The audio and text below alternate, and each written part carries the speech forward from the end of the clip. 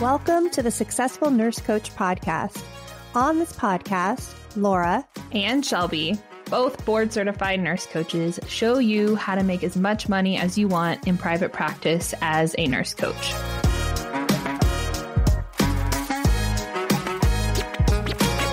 Welcome to the Successful Nurse Coach podcast. It's Laura here today with Shelby. We're so excited to be here with you, and we have an amazing topic that hopefully will save you a lot of suffering by learning about it early before it happens to you and getting a good idea of how you want to handle it. And that is what do you do when your clients want to quit?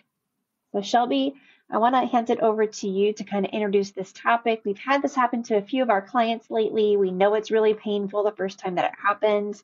So we wanted to share everything we know about it and what we've done in our own experience. Mm-hmm.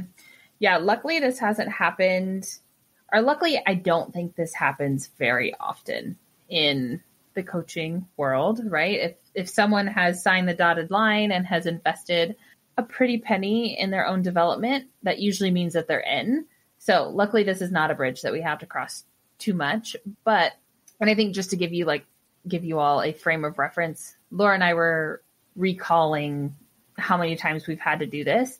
And I think we've had 3 clients want to quit, and actually we've let out of a container since we've partnered together. And then I had 1 client before we partnered up that I kind of forgot about that also paid me in full and showed up to half her sessions and then never came back. So out of the 100+ clients that we have worked with over the past several years, this is really rare. It's, 5 out of 120, 130 people. So it's a small number, but it does happen.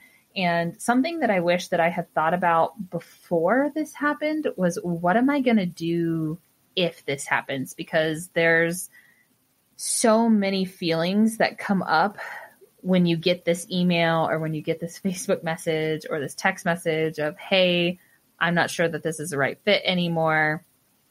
I want out. It just elicits such a mind.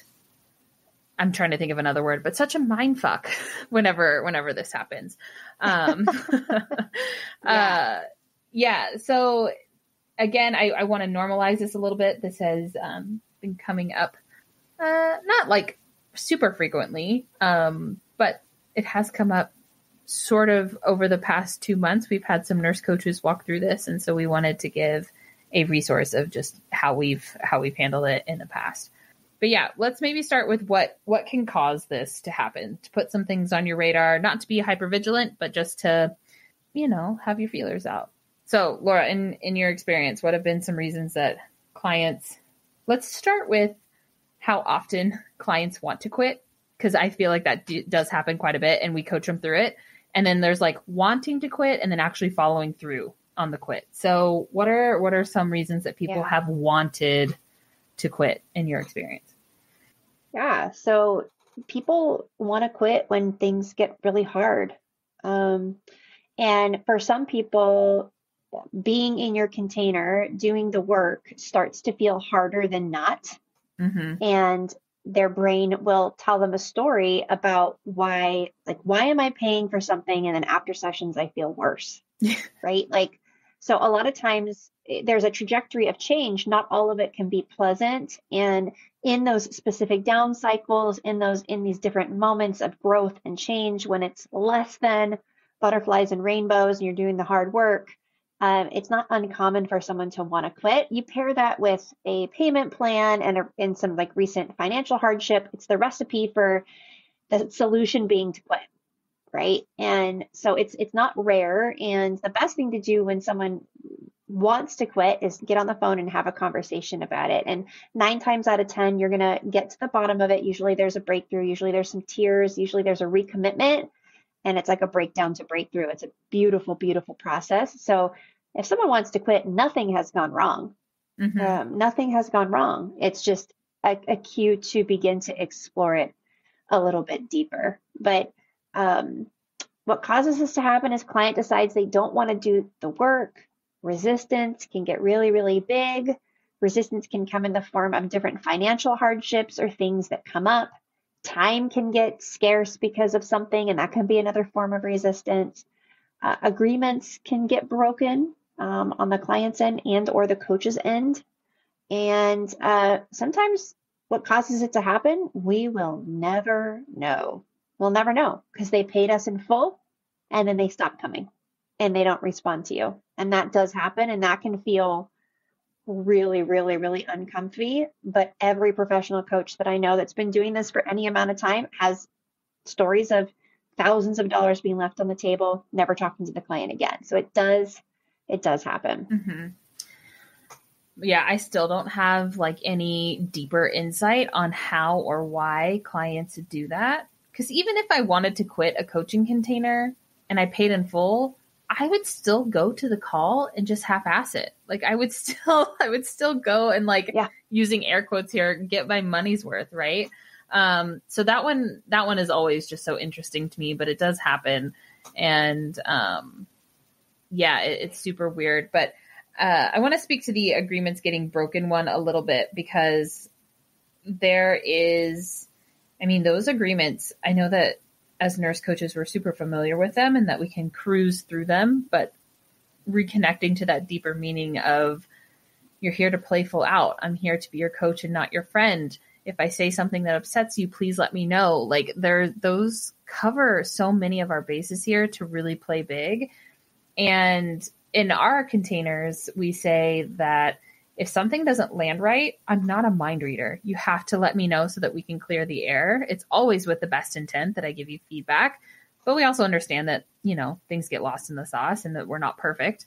But I find that in the few times where clients wanted to quit and then actually followed through on the quitting process is because they wouldn't get on the phone and talk about it.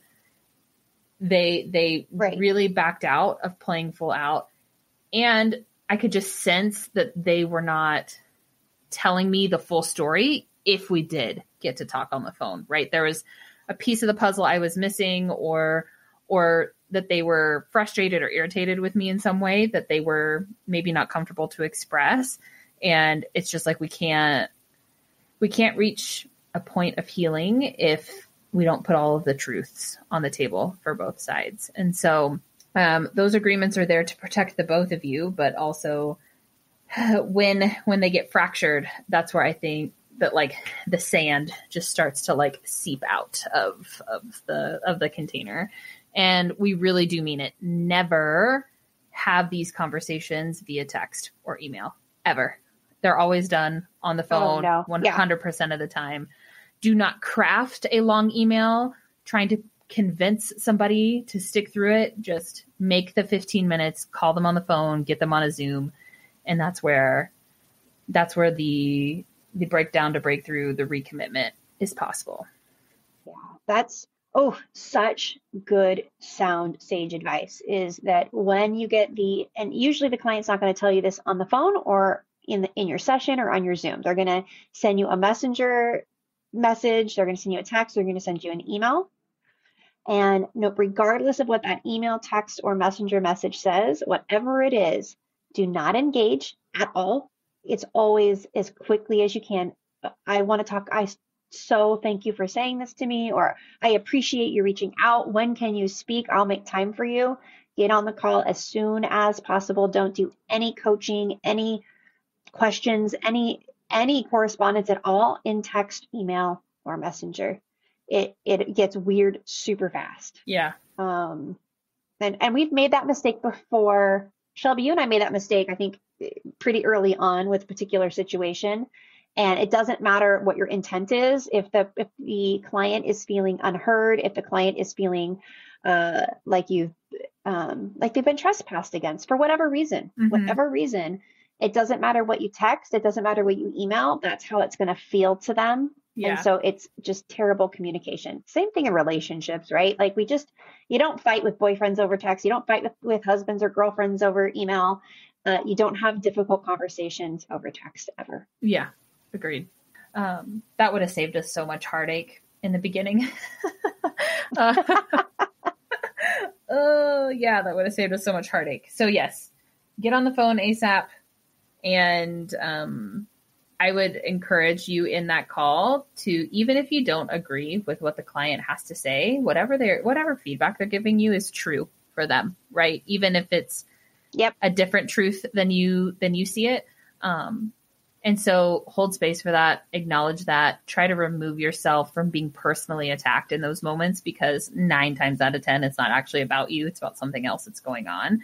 And you are just the target for the moment, right? And so I always think of like whenever I used to work in the ER and we would call security for combative patients. And there was this one security guard that would come into my room, and he was younger, and he would take everything that my patient that was high on a illicit cocktail of drugs would say personally. And he would take it personally and then start yelling at the patient and then just amplify everything. It was just like freaking fireworks every time you walked into a room. I was like, it is easier for me not to call you. So don't be that security guard. Be in there, be a neutral space. Not to say like be the punching bag for anything, right? But be open to your client's point of view, even if you disagree. Yeah. But I mean, this elicits really just, I mean, I can recall the first few times this happened, and it just sucks. Like, it's hard not to take it personally. It's hard not to make it mean something more, right? It's a really concrete way where we can make it mean that we're not good enough, that we're not a good enough coach, that are, you know, like it's just such a slippery slope.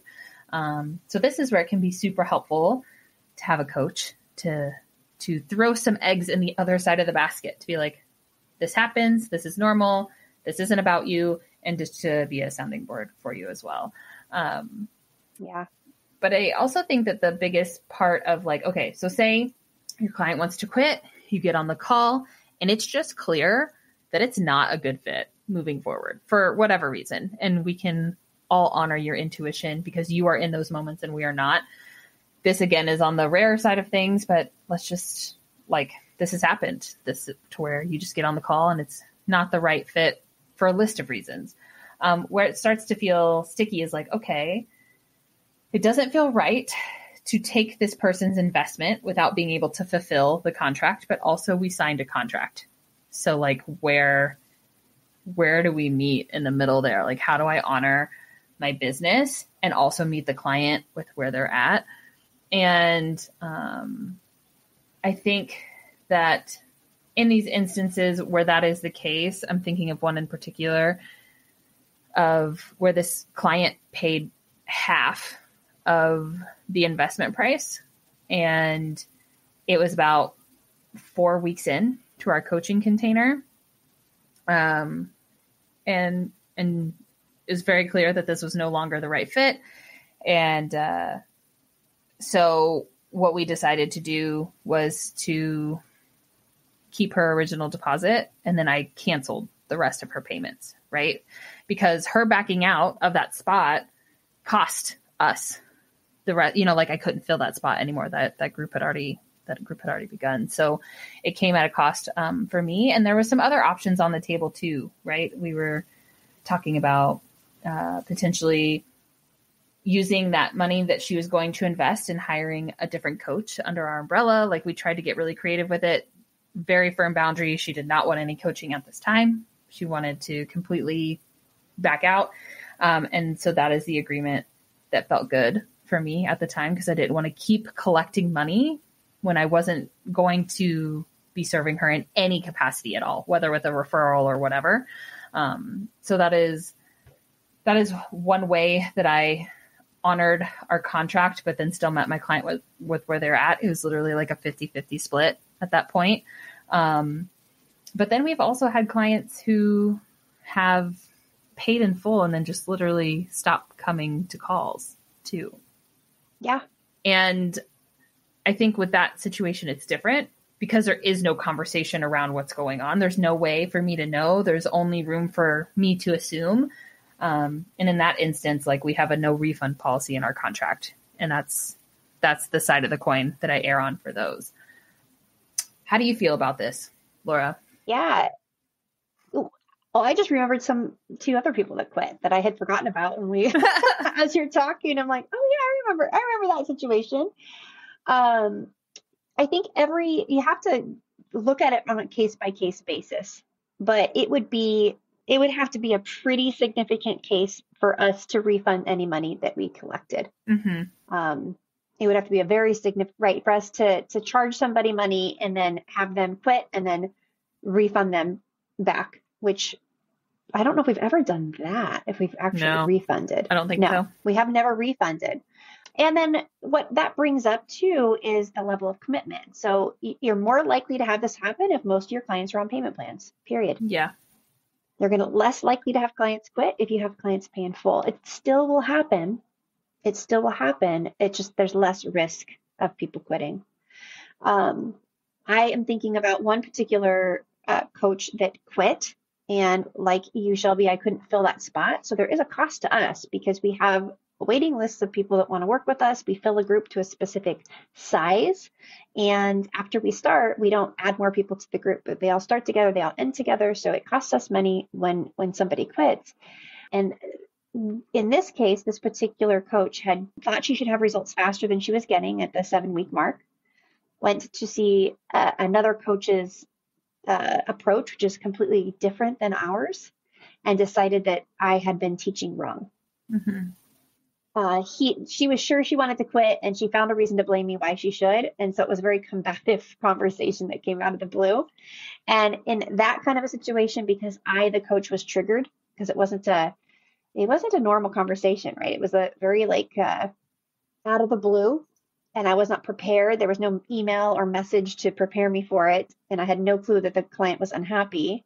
If you notice yourself getting triggered on a call like that, Mm-hmm. and that's what I had noticed within me, I really had taken it personal on the call, is I ended the call as quickly as possible because there was no constructive place for that to go. And there was no refund, but I didn't go try to recoup the money. Yeah. Not because it was any fault of my own, but because it just felt energetically icky to even entertain it at any point. And so when we talk about refund policies and all these policies around payment, and as a new entrepreneur, it can make you sick to your stomach to even think about this. I think what it boils down to is that the agreements in the beginning, being really crystal clear what your policy is, so that it feels like really, really big for them to commit. Mm-hmm. This isn't something small. I think you and I do a really good job at not sugarcoating, not selling this is great. If you sign up with us, you're going to make 6 figures. I have a secret system. And if you follow my system, you too can be rich. That's not the way that we sell. We sell hey, this is going to be fantastic and the hardest thing that you ever do.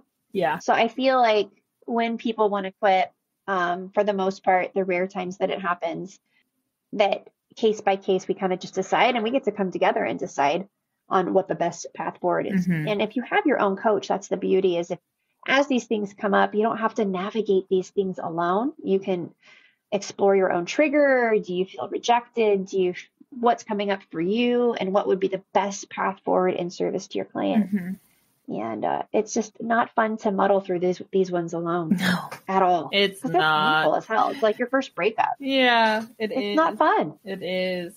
Yeah, and I also want to touch on something else here too, of what happens if your client committed to working with you and then life flipped their world upside down, right? They were maybe in a neutral space or even on a peak, and then they sign up to working with you, and then they get not literally hit by a bus, but life metaphorically hits them with a bus, just things happen. Yeah. And this happens so much. This happens probably the most. This is probably what's more frequent, is that, people come out of certification, they're all pumped up, and then a family member dies, or they get diagnosed with a health thing, or their kids break their arm, or something just unplanned happens.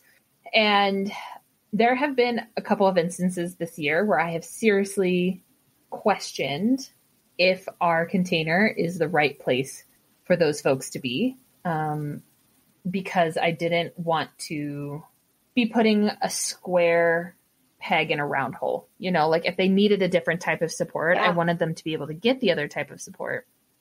However, and I was very transparent with those clients through that process. Like I would reach out to them often and let them know what I was thinking.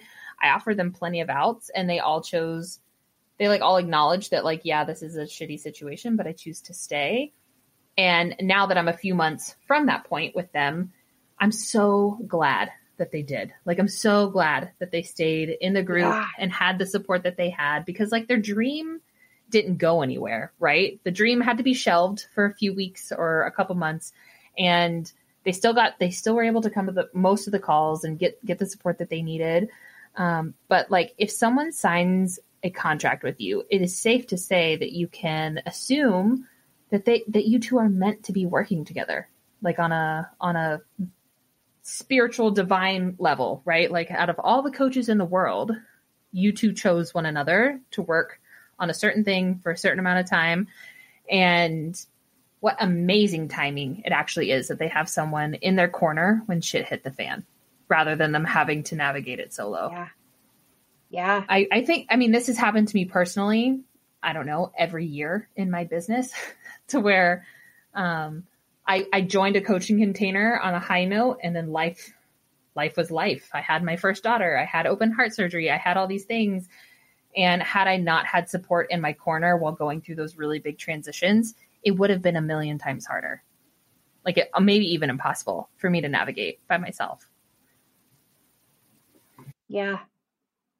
That's interesting that you're bringing that up too, because I had a client last year that came out of the gate running and like killing it. And then literally she had big stuff happen, big life altering, real shit happen.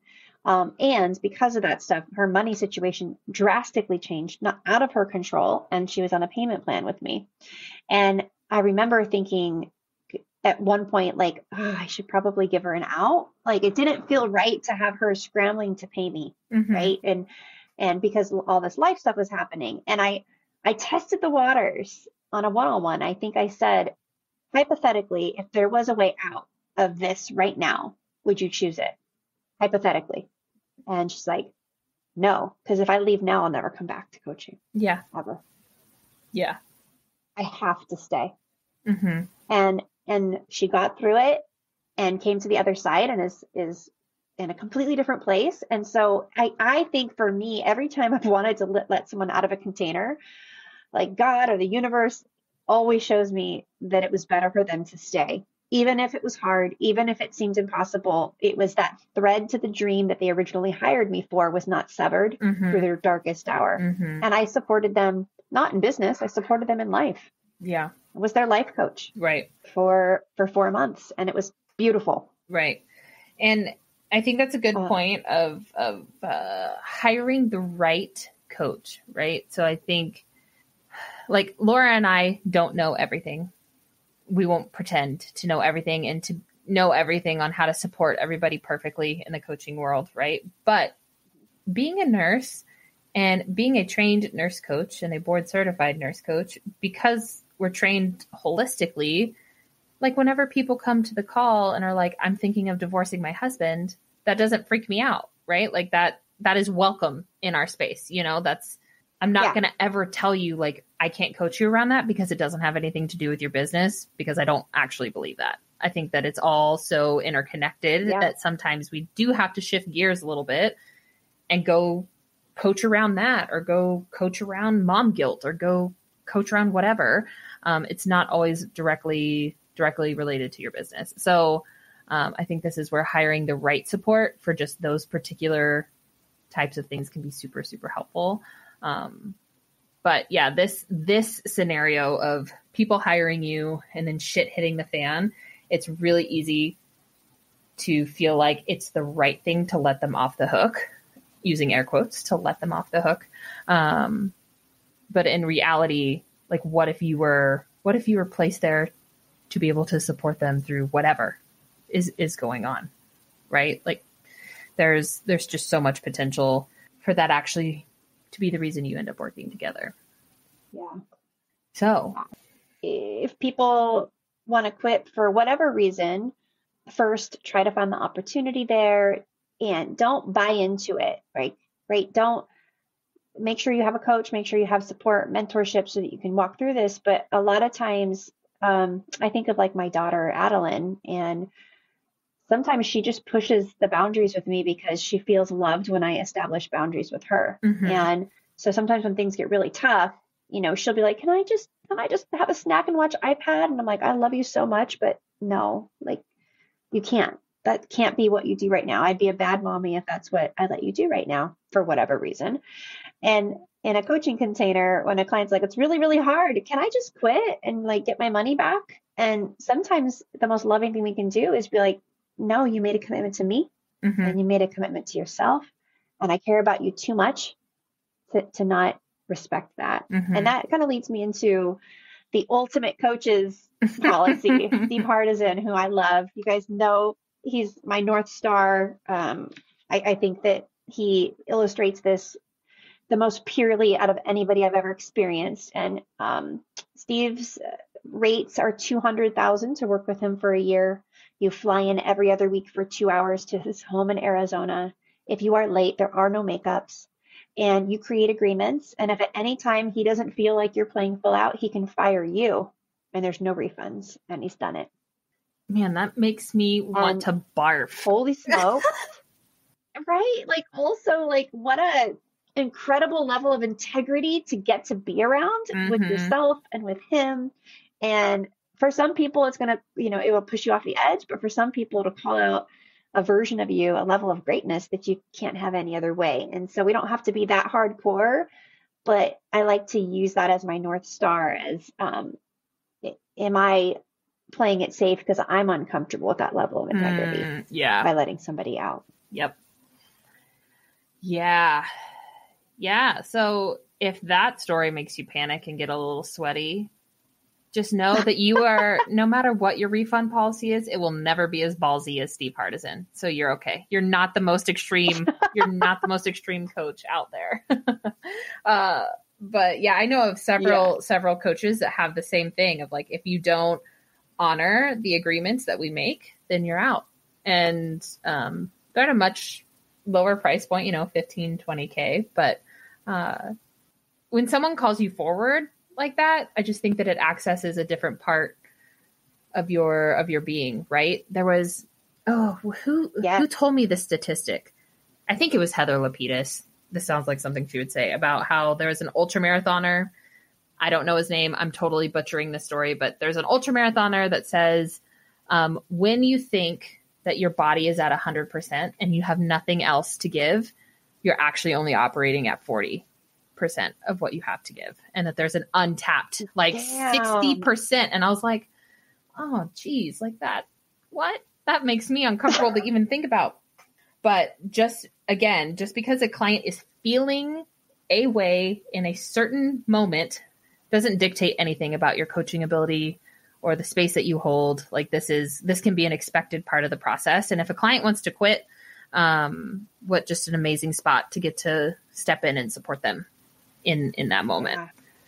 Oh, and that's our job as nurse coaches is to, when somebody thinks that they're giving 100%, to change their perspective and create insight and show them that they're actually infinite beings and we're completely untapped into what's possible. And I think that, if you have clients wanting to quit, you're probably a pretty badass coach. Yeah. Like, maybe Shelby, we should do an episode a year from now and hope that we have more than 3 out of 100 or 4 out of 100.